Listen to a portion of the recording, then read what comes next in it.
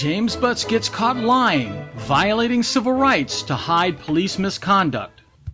In this video, it's very important to remember that during an Inglewood City Council meeting, Mayor James Butts can easily see how much time a member of the public has left to speak during their public comments. The mayor can see two clocks. One is in the back of the council chambers, and one is to the right of the city council dais. Now these clocks turn from green to yellow when the time goes below 30 seconds, and the clocks turn to red when the time nears zero. So even if the mayor can't see the actual numbers on the clock, which he can see if a member of the public has no time left because the clock has turned red. And this video will prove beyond any doubt that during a January 2013 City Council meeting, Mayor James Butts deliberately lied, violating civil rights, saying that a critic who was making public comments had already used up all of his allotted 3 minutes on his presentation, even though Butts, the City Council, and everyone else in the council chambers saw that the speaker actually had 35 seconds left. Butts' lie was just the latest of his many desperate attempts to keep the public from hearing recorded 911 calls that proved beyond any doubt that IPD officers repeatedly gave callous and possibly racist excuses for why they repeatedly refused to investigate a shooting with multiple victims, multiple witnesses, and multiple pieces of evidence. In 2011 and 2012, the Inglewood Police Department admitted that there were 911 tapes proving that IPD's officers refused to investigate a shooting. And in December of 2011, the Chief of Police admitted, I personally listened to the dispatch tapes. Yes, some of the commentary that he made about the officers allegedly telling him about going out and looking for shell casings did occur. But in a city struggling with this violent crime, IPD and the mayor could never let the facts about IPD refusing to even investigate a shooting reach the public. So IPD and the mayor began to lie, telling the public that there was never really any shooting, no victims and no evidence, even though the police chief had admitted months earlier that bullet shells were collected. This incident he talks about occurred in 2009. It was a shots fired call. There were no victims. I have 4 questions for you. First, yes, on that night in 2009, was there ever a victim identified of an assault with a deadly weapon or attempted murder? No, sir, there was not. Okay, was there any evidence that there was a victim of that crime, or was that just shots heard? It was shots heard. There was no evidence of a victim. But then IPD was forced to turn over the 911 tapes that proved there was a shooting with victims and witnesses and evidence. And James Butts' plan went from breaking the law to deny that there were tapes to breaking the law to keep the public from hearing the tapes. In the months leading up to the meeting where Butts lied about how much time a resident had to speak, James Butts would regularly, as we'll see in this next video, go into an obvious panic when the police tapes he helped illegally hide for 9 months would be played. And that panic caused James Butts to intimidate residents verbally, use police officers to physically assault residents and illegally detain them outside the council chambers, and abruptly recess meetings and turn off the video cameras to stop the broadcasting of evidence that James Butts didn't want the public to hear. And also, believe it or not, as we'll see today, telling residents speaking that their 3 minutes to speak was over when everyone in the council chambers could see that they still had time left on the clock. Listen to how obviously afraid Butts is that people, especially the people watching on TV, would hear what was on those tapes. So you can lie and deceive and try to violate the law just to hide misconduct. But my constitutional right is to use effective evidence, as effective as possible, to prove misconduct by this council and IPD, including this officer's statements.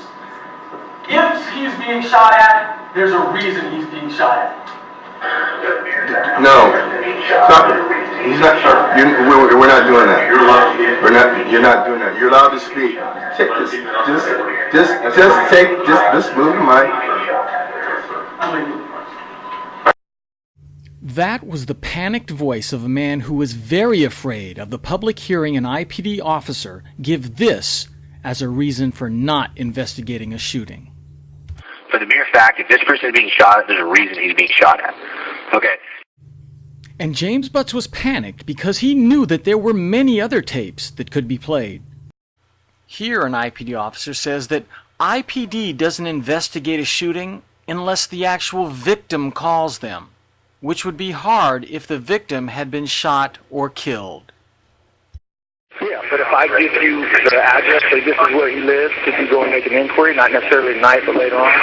Well, if we don't have a victim saying that they were shot at or anything, then we're unable to, do anything. But that's a lie. These are IPD's own official rules on investigating crimes, and rule number 2 requires that officers locate and identify witnesses, and rule number 7 requires that officers obtain statements from both victims and witnesses. Here an IPD officer tries to scare a resident out of reporting a shooting. The officer saying that the person reporting the crime might get their house shot up. When you involve yourself in situations nowadays, it's not like it used to be where, maybe your house would get egged or toilet papered or you get ding-dong ditched. Now they're going to shoot your house. This is another showing the same officer violating department policy and putting the public in danger, telling a resident to collect the bullet shells from a shooting for the police. Go ahead and go outside. Go look around the area that you saw them shooting and look for any kind of, bullet casings on the ground or fragments or something like that, because they will be there. But that just happens to violate rule number 6 of IPD's rules that states that police have the obligation to, quote, protect and preserve the crime scene to ensure evidence is not contaminated, damaged, lost, or removed. This includes limiting access to non-essential personnel. Now, I encourage anyone who doubts in any way what I'm about to show to go to the City of Inglewood's website, click on the city's YouTube channel, go to the 2013 City Council meetings, and look at the January 22nd, 2013 meeting, beginning at 2 hours, 11 minutes, and 21 seconds. Mr. Teixeira. Mr. Mayor, Council, my name is Joseph Teixeira. 16 months ago, I began asking this council to work with IPD to improve the way it investigated violent crimes. This council is the executive board of Inglewood, and as much as you want to avoid it, you are ultimately responsible for the performance of our police department. I told this council that I was a witness to my neighbor's son and his friend being the victims of a drive-by, 60 feet from me, where I saw both the victims and the car that shot at them. And if the shots were 1 second sooner, I could have been shot. But IPD repeatedly made lame excuse after excuse for not doing their job, not even trying to speak to one of the victims who lived just a few houses down the street from me. IPD didn't even write a police report on the shooting. Way back in September, I told this council that there were IPD phone logs, tape recordings, that IPD's Captain Sissick played for me, that proved my allegations beyond any doubt, but this council bent over backwards to avoid personally looking into the matter. And in fact, the mayor repeatedly helped IPD lie to the public to cover up the facts.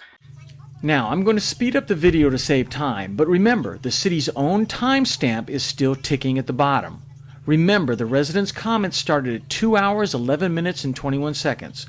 So if his 3 minutes to speak were up when James Butts says he's out of time, the clock should read 2 hours, 14 minutes, and 21 seconds. But it won't, because James Butts lied. He lied when everyone in the council meeting could see that the time was still on the clock. He lied because he was so afraid of what was being played on those tapes. The night my neighbor's teenage son and his friend, who were just walking down the street wearing regular clothes, were almost killed by a drive-by, one of the excuses IPD gave me for not talking to the victim was, quote, for the simple fact that if this person's being shot at, there's a reason he's being shot at, unquote. This is that officer. Sergeant, your time is up, Mr. Teixeira. Take it. No, actually, he has... We're in recess. Sergeant Arms, remove him. And so James Butts makes the cameras go black because he was so afraid that the public would hear what that officer said.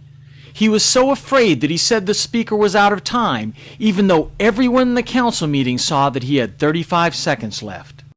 Your time is up, Mr. Teixeira. Your time is up, Mr. Teixeira. Your time is up, Mr. Teixeira. In their public comments at the end of the meeting, 2 council members confirmed that there was actually 35 seconds left on the clock when James Butts said that there was no time left. I would like to also address the issue of Mr. Toucher for the record. 35 seconds remained on the clock. Mr. Toucher was stopped, obviously, because the only reason could be because he was going to play a cassette recorder. When I was a member of the public and I came to that podium, I would play a tape recorder. I was never removed. Why this new policy exists, I do not know. With regard to the individual who was speaking at the podium, he did have 35 seconds left when he started the audio recording, and he is correct when he says nowhere in the Brown Act does it say he cannot do that. That was his time, and if he chooses to use some of that time to present a recording, I believe he has a right to do that. Now, it's very important to note that even after 2 council members clearly stated that James Butts lied when he said that the speaker was out of time, James Butts never denied this fact. Butts was apparently so afraid that the public was hearing the 911 tapes that proved that he had illegally helped hide serious police misconduct that he panicked and told a blatant lie, knowing that people watching from home couldn't see the clocks and wouldn't know that the speaker had 35 seconds left to speak. And that's James Butts in a nutshell. He will blatantly lie if he thinks he can get away with it. And he will blatantly violate a person's civil rights if he thinks he can get away with it. And that's not just according to me, but it's also according to the LA County DA's office, its Bureau of Fraud and Corruption Prosecutions. The DA wrote James Butts and the council this 4-page letter, stating that in at least 2 council meetings, James Butts had violated state law, the Brown Act, and the First Amendment to the U.S. Constitution by illegally ejecting a member of the public from council meetings without just cause. And the DA's office appears to specifically contradict James Butts' claim that the city council could eject residents from meetings for playing audio tapes during their public comments. The DA states that a citizen can only be ejected from a meeting if something that the citizen did, quote, actually caused disruption of the meeting, unquote. And in case you didn't know, no other city in the South Bay bars its residents from playing audio recordings in meetings. In fact, many cities, like Santa Monica for instance, provide overhead projectors, computers, and allow residents to use whatever media they think will help them get their point across to the city council. Here a man uses an audio recording. For so long. I'm recording birds in my backyard on March 30th for Snow White and the Huntsman. And this is 7 a.m., 8 a.m., 9 a.m. in the morning. You know, I work 70, 80 hours a week. I have 3 jobs. There's no sleep. It's horrible. And if you're wondering if this gentleman got ejected from Santa Monica's council meeting for playing an audio recording, of course he didn't. Inglewood has the highest percentage of African American residents of any city in the South Bay and West Side, including Los Angeles, and has an even higher percentage of Latino residents. It's a disgrace that Inglewood's mayor, a man of color, thinks that Inglewood's residents don't deserve the same rights as residents in the surrounding, primarily white cities. So after James Butts blatantly deceived the television viewers and said that the speaker's time had run out. Sergeant Marks, your time is up, Mr. Take. Sir, take it. No, actually, he has... We're in recess. Sergeant Arms, remove him. One of the council members asked for Butts' illegal action of ejecting the resident to be overruled by a vote.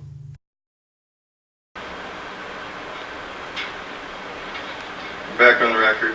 All right, I move that we overrule the chair. Mr. Texera did not violate the rules of decorum. He did not violate the Brown Act.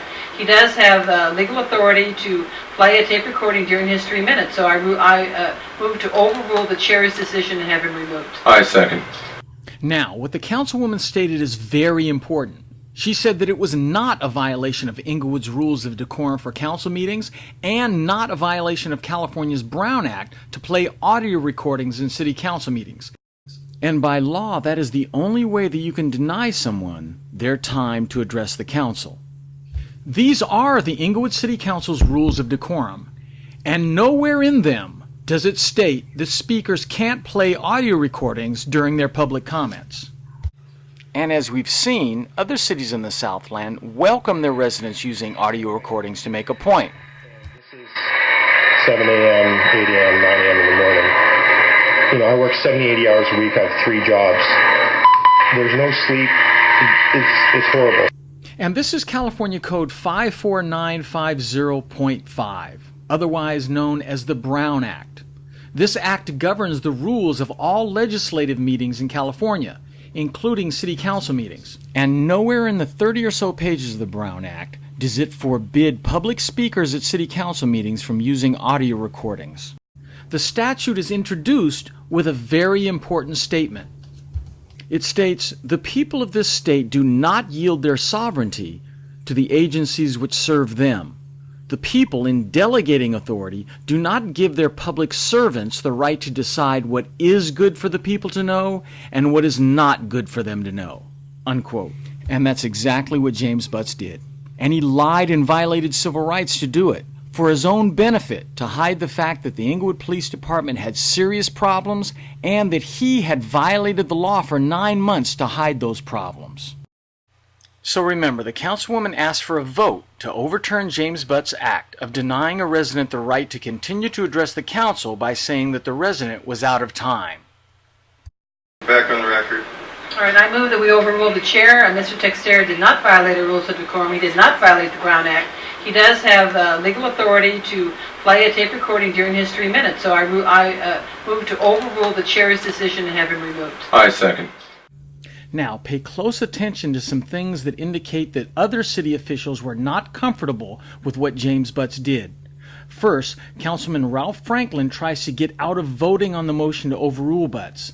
Then, before the final vote is taken, the city clerk actually leaves the room and has her deputy take the vote. Madam City Clerk. Council members, Stevens. Aye. Dunlap. Aye. Morales. Nope. Franklin. I abstain. I didn't get the motion. Oh, I'll repeat the motion. The cowardly Franklin did not want to go against Mayor Butts. He could have easily asked for the motion to be read again, but he tried to avoid the entire issue by abstaining. Eloy. Mayor, the Councilmember Dunlap made the motion to overrule the chair to have Mr. Texera removed. So far, we had Council members Stevens and Dunlap voting yes. We had Morales no, and Member Franklin abstaining. So we're waiting for your vote now. Well, actually, I believe Councilman Franklin said he didn't hear the motion and he wanted to have it read. That was the motion to overrule the chair to have Mr. Texera removed. Because he did not violate the Brown Act. Thank you. So Mayor, point of order, City Attorney, am I at liberty now to vote, since I've now been educated about the vote? Okay. And the question again, to overturn the mayor's decision, I say no. Mayor Butts? No. Any further public comment? So to summarize, for 9 months, James Butts helped the Inglewood Police Department illegally withhold 911 tapes that proved that their officers repeatedly refused to even investigate a shooting, with multiple victims, multiple witnesses, and multiple pieces of evidence. Those tapes were only released after the police chief at the time, Jacqueline Seabrooks, resigned. And after those 911 tapes were finally released and began to be played at council meetings, James Butts continued to help IPD hide that police misconduct by repeatedly abusing his power as city council chairman to hide evidence from the public. He'd tell people that they were out of time for public comments when they actually weren't. He'd use police officers to intimidate and assault residents. He'd abruptly recess meetings and have the TV cameras turned off to keep the public from hearing evidence. And according to the LA County DA, he repeatedly and illegally ejected residents from meetings, which violated both state law and the United States Constitution. James Butts, the lying, law-breaking, civil rights violating mayor.